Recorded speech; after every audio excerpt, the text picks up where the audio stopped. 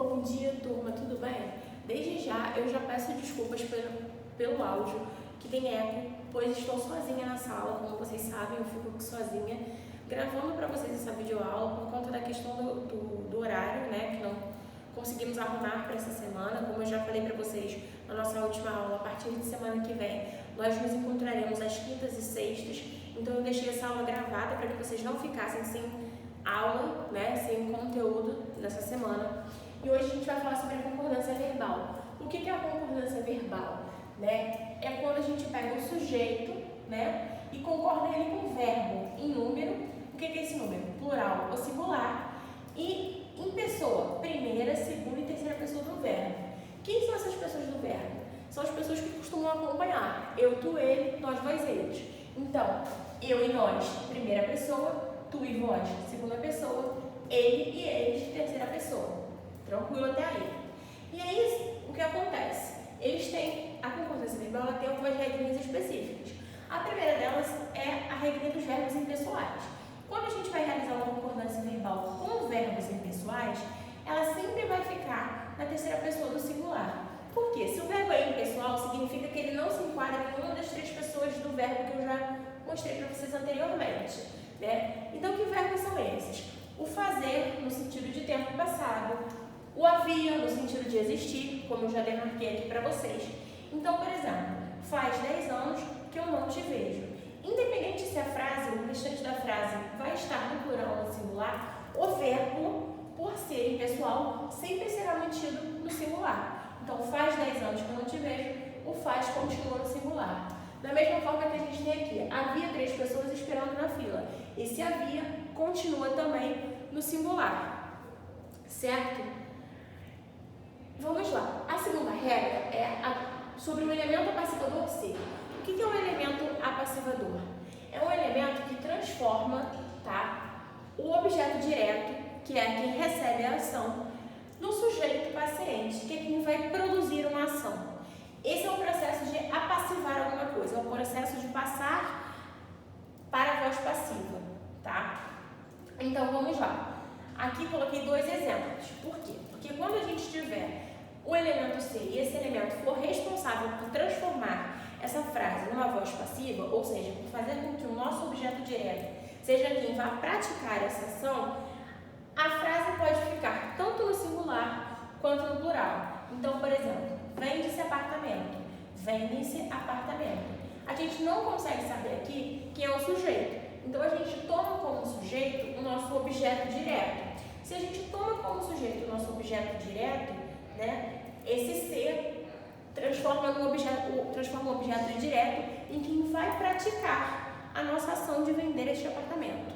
Então, se o sujeito, se o objeto direto, através da partícula ser, está sendo o sujeito paciente, ou seja, o responsável por transformar, né, o responsável por praticar a ação de vender o apartamento, essa frase pode ficar tanto no singular quanto no plural. Até porque aqui a gente não tem um sujeito para nos guiar, né? Visto que a concordância verbal é o verbo concordando com o sujeito.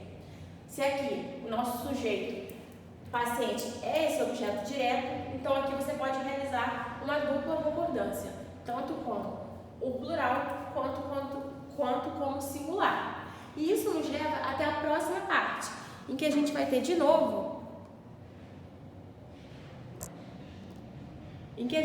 ali, ó,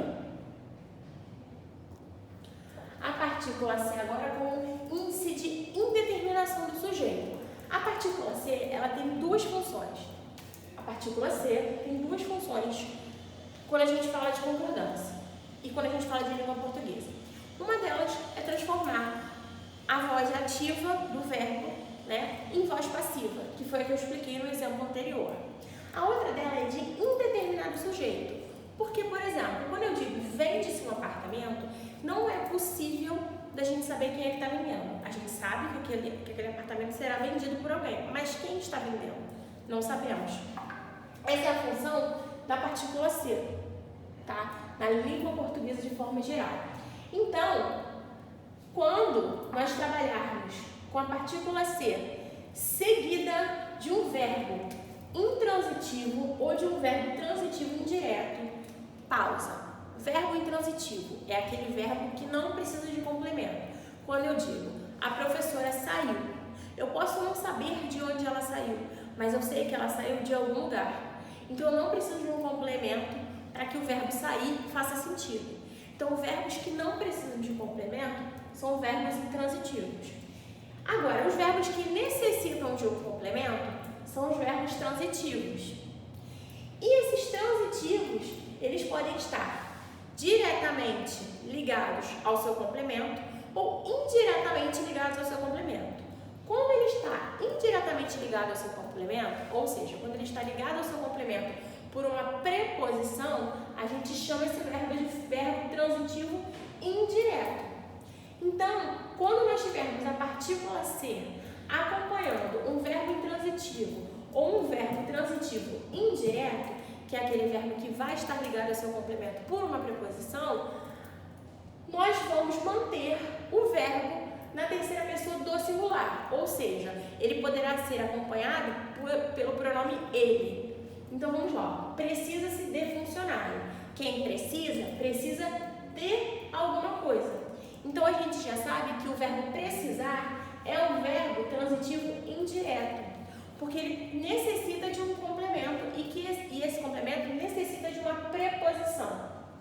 Então a gente já aprendeu que quando a gente tem a partícula ser mais um verbo transitivo indireto, o nosso verbo vai ser mantido na terceira pessoa do singular. Porque veja, se eu tirasse todo esse pedaço aqui, facilmente eu poderia inserir um ele aqui.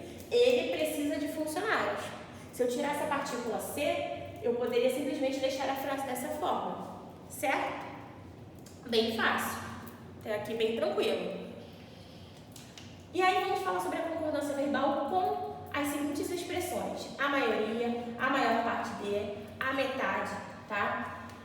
Quando nós trabalharmos essas expressões, a maioria, a maior parte e a metade, nós vamos concordar preferencialmente, ou seja, com a terceira pessoa do singular. Novamente, o ele, né? Aquele verbo, terceira pessoa do singular é aquele verbo que acompanharia o pronome ele, quando a gente conjuga eu, tu, ele, nós, vós, eles. Então, quando nós tivermos essas expressões, o verbo vai concordar, de preferência, na terceira pessoa do singular. Mas, ele pode também acabar concordando com a terceira pessoa do plural, que dentre os pronomes, né, do verbo, seria eu, tu, ele, nós, vós, eles. Como eu expliquei para vocês no início do vídeo. Terceira pessoa do plural, eles. Terceira pessoa do singular, ele. Então, aqui temos, ó, a gente vai poder utilizar essas expressões tanto no plural quanto no singular. Eu coloquei o mesmo exemplo das duas formas para que vocês compreendam. Primeiro exemplo, a maior parte dos trabalhadores vai.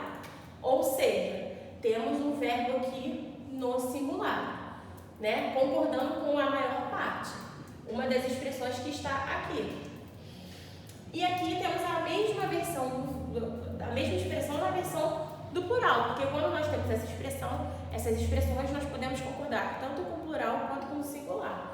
Então aqui nós temos a maior parte dos trabalhadores vão. Só é possível concordar das duas formas, né? Terceira pessoa do singular e terceira pessoa do plural, porque a expressão a maior parte nos permite isso. Da mesma forma que a expressão a maioria, da mesma forma que a expressão a metade. Porque são expressões que são utilizadas de forma geral para falar de várias pessoas. Por isso a gente pode concordar tanto no plural quanto no singular. Foi? Outra coisa. Vamos falar sobre a concordância verbal com o pronome relativo que, né? Quando a gente tem o pronome relativo que na frase, o nosso verbo vai sempre concordar com o termo que vem antes do que. Por exemplo, fui eu que solicitou. Fui eu que solicitou. Então, pronome relativo que está aqui, ó. Nosso verbo está aqui. A gente aprendeu que quando a gente vai falar de concordância verbal com o pronome que, o nosso verbo vai sempre concordar com o termo que vem antes do que. Logo, esse termo será o nosso pronome eu. Certo? A mesma regra se aplica quando a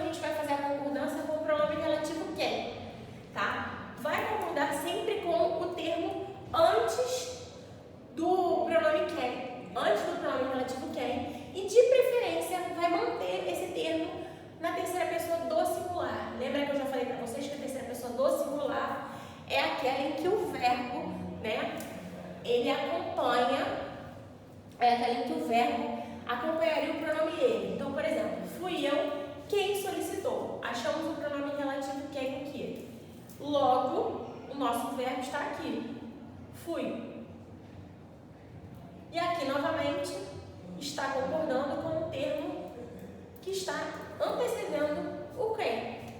Certo? Então, a aula de hoje foi para a gente relembrar, reforçar esses conteúdos de concordância verbal que vão estar na prova. Espero que vocês tenham gostado, tá? Em caso de dúvida, podem ficar à vontade para tirar comigo, para me mandar e-mail. Semana que vem a gente vai estar juntos na quinta-feira e na sexta também. E é isso, tá bom?